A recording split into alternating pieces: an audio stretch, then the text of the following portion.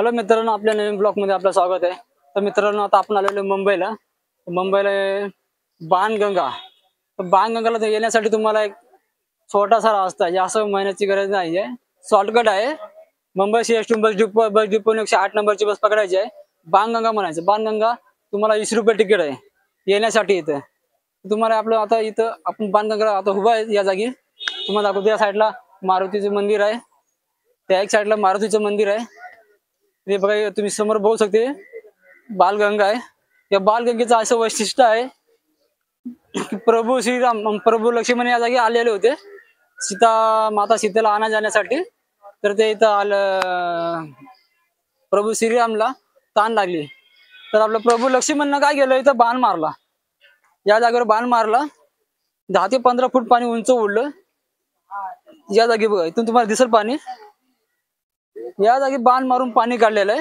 हे पाणी इथून झिरतो, सरळ असं खाली येतो। या जागी सरळ खाली येतो पाणी, इथून पाणी सरळ निघतो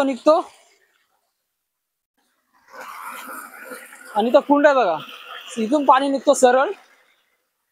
या असं बनवलेला आहे कुंड छोटासा पाणी येण्यासाठी, आणि या पाण्या इथं पाणी येतो।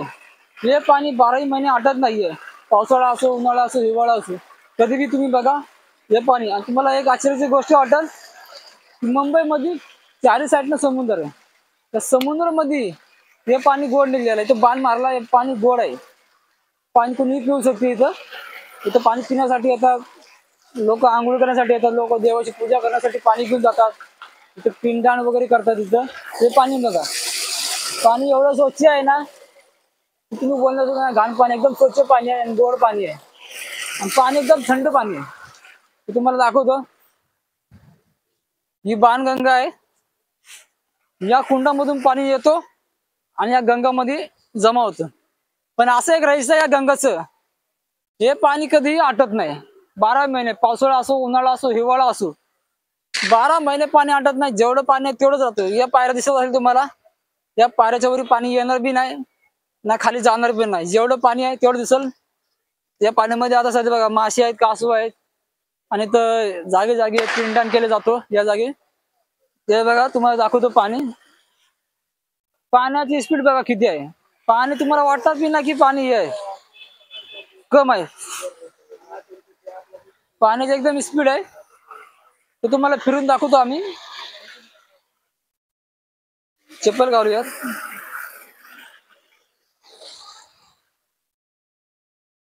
या साईडला दाखवतो तुम्हाला,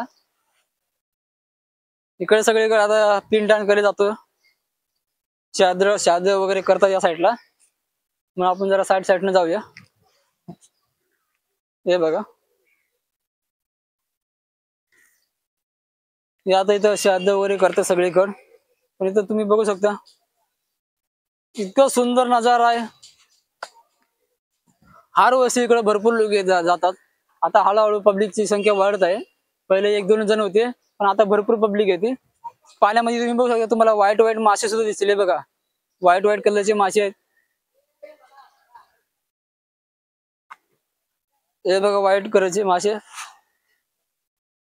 आणि या साईडला अति सुंदर आहे। ही गंगा आहे ना, या गंगामध्ये पाणी एवढं पाणी येतं, 12 महिने पाणी येतो, कंटिन्यू पाणी चालतं। पण पाणी ह्याच्यातलं पाणी बाहेर जातो, पण कुणाला माहित नाही पाणी जातं कुठं। पाणी हर वर्षी लोक येणं प्रयत्न केला हे पाण्याचा बघायचा की पाणी जातं कुठं, पण आतापर्यंत कोणालाही कळलं नाहीये या बाणगंगाचं पाणी जातं कुठं। ते हिस्ट्रीच आहे। हे बघू शकता तुम्ही, हे पहिले खांब उभा केलेला आहे इथं, थोडे छोटे म्हणजे पब्लिक इथं फिरण्यासाठी यायचे आतमध्ये, छोटे बोटी होते, पण आता सध्या नाही आहेत।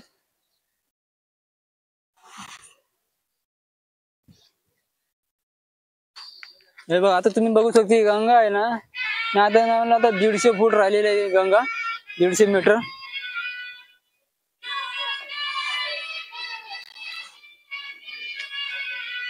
आता या गंगाच्या 4ही साईडनं तुम्ही बघू शकता, इकडे एक मंदिर आहे, इकडे मंदिर आहे, इकडे मंदिर, 4ही साईडनं गंगाच्या मंदिर उभं आहेत, आणि 4ही साईडला बिल्डिंग उभं आहेत गंगाच्या। तर इथं अतिशय सुंदर नजारा आहे बघा, खूप सुंदर नजारा आहे।